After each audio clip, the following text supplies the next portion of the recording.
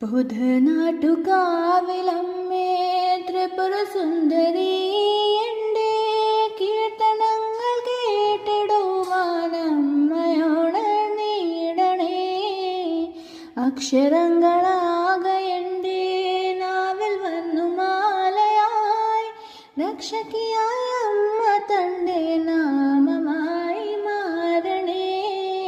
ആദിരൂപമാർന്ന ദേവി തമ്പുരാട്ടിയല്ലയോ, ആദിവ്യാധി തീർത്തിടാനും അമ്മ മാത്രമല്ലയോ.